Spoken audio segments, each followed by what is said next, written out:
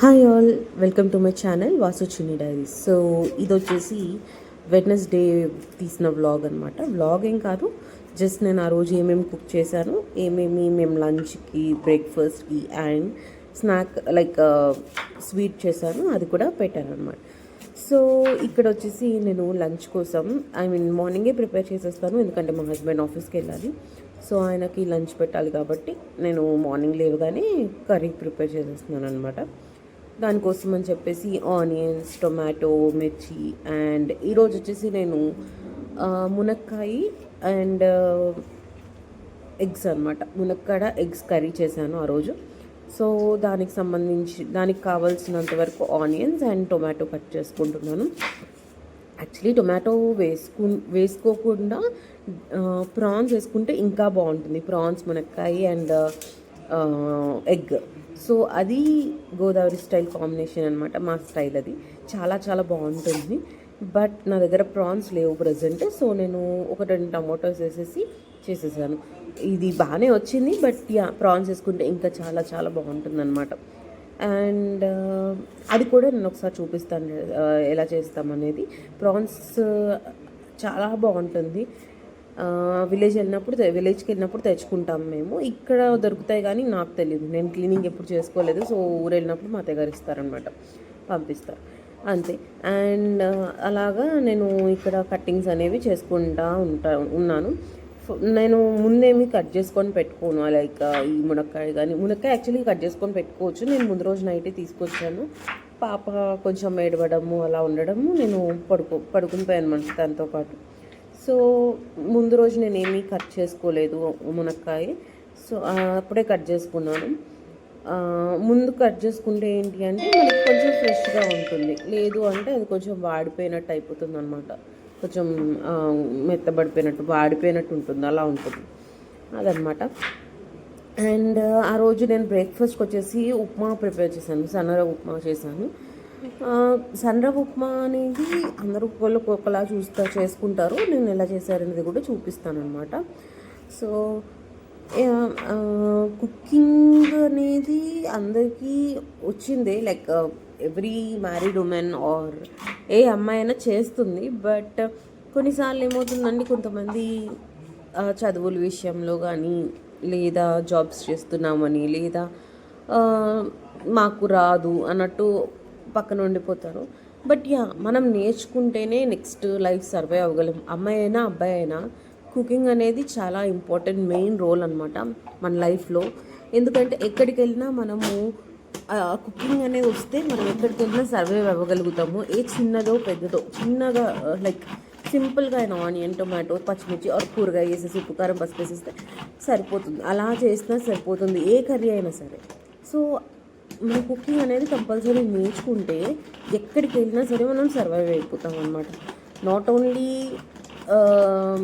Like simple foods, like non veg అయినా సరే సింపుల్గానే ఉంటుంది, అదేం పెద్ద exam like IPS IAS exams ఏం కాదు కదా, జస్ట్ సింపుల్ కర్రీసే. సో నేర్చుకుంటే మన లైఫ్ బాగుంటుంది, అంటే మనకు నచ్చినట్టు మనం తినగలుగుతాం. ఇప్పుడు మేము బెంగళూరులో ఉంటాం. సో ఇక్కడ ఏంటంటే ఫుడ్ డిఫరెంట్ ఉంటుంది, మన సైడ్ ఫుడ్ డిఫరెంట్ ఉంటుంది. సో ఇక్కడ ఎలా ఉంటుంది, స్పైసెస్ ఉండవు, ఏముండవు, జస్ట్ ఏదో అలా నార్మల్గా ఉంటుంది. మన సైడ్ స్పైస్ ఎక్కువ వేసుకుంటాం, మంచిగా తింటాం, ఆయిల్ ఎక్కువ వేసుకొని. ఇక్కడ ఆయిల్, స్పైసెస్ అలాంటివి ఏమీ వేయరు.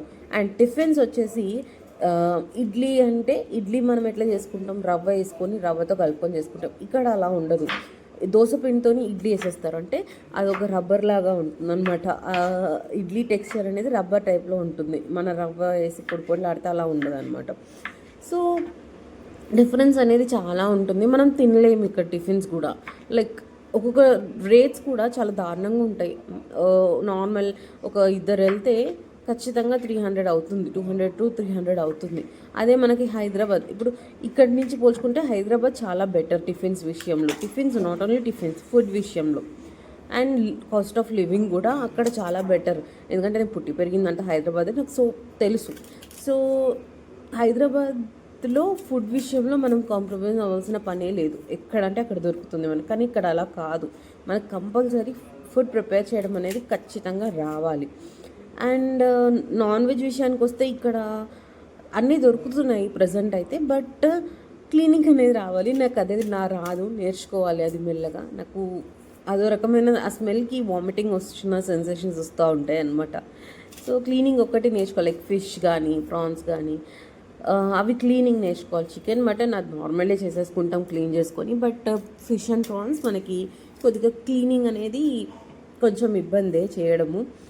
సో అది అండ్ ఫిష్ కూడా నేను ముందు ట్రై చేయలేదు యాక్చువల్లీ. అదే నేను అందుకే చెప్తున్నా, ఇక్కడికి వచ్చాక నేను ఫస్ట్ టైం మొన్న ట్రై చేశాను మా మదర్ని అడిగి రెసిపీ. సో ముందు నాకు ఫిష్ చేయనిచ్చే వాళ్ళు కాదు, వాళ్ళే చేసేసుకునే వాళ్ళు. ఎందుకంటే అదేమన్నా తేడా వస్తే మళ్ళీ కర్రీ అంతా పాడైపోతుంది కదా. సో అందుకే ఎప్పుడు చేయనివ్వలేదు, నేను ఎప్పుడు ఇంట్రెస్ట్ చూపించలేదు ఫిష్ చేయడానికి, కుక్ చేయడానికి. సో ఇక్కడికి వచ్చాక ఒకరోజు తెచ్చుకొని చేసుకుంటే చాలా చాలా బాగా వచ్చింది. ఓన్లీ ఫోన్లో వీడియో కాల్లో వండి చెప్పింది మా మదర్. సో ఆ రోజు అయితే చాలా బాగా వచ్చింది, చాలా మంచిగా మార్నింగ్ నైట్కి అండ్ నెక్స్ట్ డేకి కూడా వచ్చింది ఫిష్. నెక్స్ట్ డేకి ఇంకా బాగుంటుంది కదా పులుసు. సో అట్లా చాలా బాగా చేసుకుంటాం అనమాట. అండ్ అంతే, ఇక్కడ వచ్చేసి వెజిటేబుల్స్ కట్ చేస్తూనే ఉన్నాను నేను. అది ఓకే, నేను జస్ట్ అలా పెట్టేద్దాం అన్నట్టే చేశాను అనమాట. అంటే నార్మల్గా మరీ చిన్న వీడియోస్ అయిపోతున్నాయి కదా, వీడియో ఎంతవరకు తీయగలిగితే అంతవరకు తీసుకుంటూ పెట్టుకున్నాను అనమాట. సో మునక్కాడ చూసారు కదా ఎట్లా కట్ చేస్తున్నాను. ఇలా కట్ చేసుకుంటే మనకి సైడ్స్ అనేవి ఈజీగా వస్తాయి, అందరికీ తెలిసిందే, ఏదో చెప్తున్నాను అంతే. సో అది అండ్ ఇంకేంటి, అది కుకింగ్ విషయంలో మాత్రం అందరూ నేర్చుకోండి, నేర్చుకుంటేనే మంచిది. నేర్చుకుంటే ఎక్కడికి వెళ్ళినా మనం సర్వైవ్ అవ్వగలుగుతాం అన్నమాట. అది సో ఇక్కడ వచ్చేసి నెక్స్ట్ నేను స్టవ్ పైన 2 కుక్కర్స్ పెట్టాను. ఒక దాంట్లో వచ్చేసి ఎగ్స్ పెట్టుకుంటున్నాను, ఎగ్స్ వేస్తానని చెప్పాను కదా కర్రీలోకి. సో అందుకు ఎగ్స్ పెట్టుకుంటున్నాను. ఇంకొక కుక్కర్ వచ్చేసి నేను కర్రీ వండడానికి పెట్టుకున్నాను అనమాట.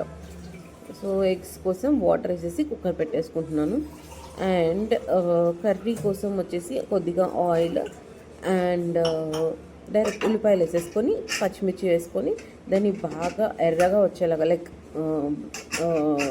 బ్రౌనిష్ కలర్ అంటారు, గోల్డెన్ అంటారు కదా, గోల్డెన్ కలర్ అంటారు కదా, అట్లా వచ్చేలాగా బాగా మగ్గి పెట్టుకోవాలి. సో దట్ అవి సౌండ్ రావు, మనం తినేటప్పుడు కొన్ని సౌండ్స్ వస్తూ ఉంటాయి కదా, అట్లా సౌండ్ రాకుండా నీట్గా ఉంటుంది. సో అలా చేసుకుంటే చాలా బాగుంటుంది అన్నమాట. అండ్ మునక్కాయ కర్రీ అంటే నార్మల్గా మనము నార్మల్ బౌల్లో కూడా చేసేసుకోవచ్చు, కుక్కర్లో అవ్వకుండా నార్మల్ దాంట్లో కూడా చేసుకోవచ్చు. బట్ ఇక్కడ నేను ఎందుకు ఇలా చేస్తున్నాను అంటే కొంచెం తొందరగా అవుతుంది, టైం అయిపోతుంది అనమాట యాక్చువల్గా. సో తొందరగా అయిపోతుందని చెప్పేసి నేను కుక్కర్లో పెట్టేస్తున్నాను అనమాట. కుక్కర్లో పెట్టినప్పుడు విజిల్స్ మనం చూసుకోవాలి, ఒక 2 విజిల్స్ వస్తే సరిపోతుంది, అంతకన్నా ఎక్కువ అయితే మెత్తబడిపోతాయి మునక్కాడ అనేది. సో ఒక 2 విజిల్స్ వస్తే సరిపోతుంది, తర్వాత మనం ఎగ్స్ వేసేసుకోవచ్చు అనమాట. సో ఇక్కడ వచ్చేసి ఆయిల్ వేసుకున్నాను. ఆయిల్ వేసుకున్న తర్వాత ఇప్పుడు మనం కట్ చేసుకున్నాం కదా ఆనియన్స్ అన్నీ కూడా అందులో వేసేసుకోవాలనుకోండి. కానీ ఆయిల్ కొంచెం కాగాలన్నమాట, అలా కాగితే కొంచెం త్వరగా మంచిగా ఉంటుంది, వేసినప్పుడు కొంచెం బాగుంటుంది అలా. సో మ్యాక్సిమం మనము ఎట్లా అంటే మనకు ఒక క్వాంటిటీ తెలుస్తుంది కదా, మనం ఇద్దరం ఉన్నామంటే ఎంత వండుకోవాలి అనేది, దాన్ని బట్టి చేసుకుంటే సరిపోతుంది. నాకు ఈ కర్రీ వచ్చేసి నాకు నైట్కి మా హస్బెండ్కి సరిపోతుంది. నేను నైట్ లైక్ ఏదో ఒకటి వేసుకొని తినేయచ్చు లైక్ అలాగా. సో ఇది ముగ్గురికి వచ్చేలాగా నేను చేసుకుంటాను అనమాట. మార్నింగ్ మా ఇద్దరికి వచ్చేలాగా అండ్ నైట్కి మా హస్బెండ్ వరకు సరిపోతే చాలు అన్నట్టు. సో ఇది కొంచెం అవ్వకపోవచ్చు, ఎందుకంటే మునక్కాయ కాబట్టి. అది ఇంకేదైనా కర్రీ లైక్ ఆలు కానీ వంకాయ కానీ ఇట్లా చేసామనుకోండి, అవి మనకి కొంచెం టెక్స్చర్ లైక్ కర్రీ ఎక్కువగా వస్తుంది. సో అవి ఇద్దరికి కూడా సరిపోతుంది, నైట్ ఎక్కువ మందితో వస్తాయి. సో అట్లా చూసుకొని చేసుకోవాలి, లైక్ ఆనియన్స్ ఎన్ని తీసుకోవాలి, వంకాయ ఏమి తీసుకోవాలి, అట్లా తెలుస్తుంది కదా మనకు ఒక ఐడియా, దాన్ని బట్టి తీసుకొని వండుకోవాలన్నమాట. అండ్ ఇక్కడ వచ్చేసి నేను సాల్ట్ వేసుకుంటున్నాను ఆనియన్స్లో. సాల్ట్ ఎందుకు అంటే కొంచెం త్వరగా మగ్గుతాయి, ఆనియన్ అనేది కొంచెం త్వరగా గోల్డెన్ కలర్లోకి వస్తాయి అన్నమాట. అందుకని చెప్పేసి నేను సాల్ట్ కూడా వేసుకున్నాను అందులో. అండ్ మీకు చెప్పాను కదా నేను ఉప్మా ప్రిపేర్ చేస్తాను అని చెప్పేసి. ఉప్మా విషయానికి వచ్చేటప్పటికి 2 డిఫరెంట్ టైప్స్లో తింటారు ఉప్మా అనేది. లైక్ అది సన్న రవ్వ వచ్చేటప్పటికి. సన్న రవ్వ అనేది కొంతమంది కొంచెం గట్టిగా టెక్స్చర్లో చేసుకుంటూ ఉంటారు. నేను వచ్చేసి కొంచెం మెత్తగా ప్రిఫర్ చేస్తాను, లైక్ జ్యూసీగా ప్రిఫర్ చేస్తాను. మా మదర్ జ్యూసీగా చేస్తారనమాట. సో నా ఫస్ట్ ప్రెగ్నెన్సీ, లైక్ నా పాప పుట్టినప్పుడు, లైక్ ప్రెగ్నెన్సీలో నేను ఎక్కువ తినింది అంటే ఈ ఉప్మానే. లైక్ లిటరలీ ఇడ్లీ తిన్నా సరే నాకు అరగలేదు, లైక్ వామిటింగ్స్ అయిపోయేది. సో ఈ ఉప్మా తింటే నేను లైక్ ప్రశాంతంగా ఉండేది అనమాట. ఏ టిఫిన్ నేను వామిటింగ్ అయిపోయేదన్నమాట, అలా ఉండేది నాకు. సో ఈ ఉప్మా అంత ఇష్టం నాకు, అంత బాగా కనెక్ట్ అయిపోయాను దీనికి నేను. సో ఇక్కడ వచ్చేసి ఆనియన్స్ మగ్గుతున్నాయి అండ్ చెప్పాను కదా ఉప్మా రెడీ చేయడానికి అని చెప్పేసి పెట్టానని. సో ఉప్మా కోసం రవ్వ వేపుకుంటున్నాను పక్క. సో రవ్వ ఎందుకు వేపుకుంటామంటే కొంచెం బాగుంటుంది, కొంచెం పొడి పొడిలాడుతూ ఉంటుంది వాటర్లో వేసినా కొంచెం నాగకుండా. ఇక్కడ వచ్చేసి ఆనియన్స్లో మునక్కాయ అండ్ టొమాటో వేసుకొని బాగా మగ్గించుకోవాలి కాసేపు, లైక్ పసుపు కూడా వేసేసుకొని మగ్గించుకోవచ్చు. అండ్ ఇక్కడ వచ్చేసి పక్కన రైస్ పెట్టేశాను మార్నింగ్ లంచ్ కోసము. అండ్ ఆల్సో ఆనియన్స్, మిర్చి అండ్ అల్లం కట్ చేసుకొని పెట్టుకున్నాను అనమాట. ఇది మనం ఫ్రై చేసుకున్న రవ్వ. అండ్ ఓ పక్క సేమ్ అది ఎప్పుడైతే రవ్వ వేపానో దాంట్లోనే కొద్దిగా ఆయిల్ వేసుకోవాలన్నమాట. ఆయిల్ వేసుకొని దానికి కావాల్సిన పోపు గింజలు వేసుకోవాలి. ఏమేమి వేసుకోవాలి అంటే ఇది కొంచెం కాగనివ్వాలి, లైక్ హీట్ అవ్వనివ్వాలి. ఆయిల్ హీట్ అయిన తర్వాత వేసుకుందాం. ఇక్కడ వచ్చేసి నేను చెప్పాను కదా మునక్కాయ, ఇది ఒకసారి కలుపుకుంటున్నాను. బాగా దగ్గర లైక్ బాగా మెత్తబడాలి అవి కొంచెం టొమాటోస్ అనేవి. అప్పుడు మనం కుక్కర్లో పెట్టినా కొంచెం తొందరగా కుక్ అయిపోతుంది, లేదంటే గట్టి గట్టిగా వండిపోతాయి టొమాటోస్.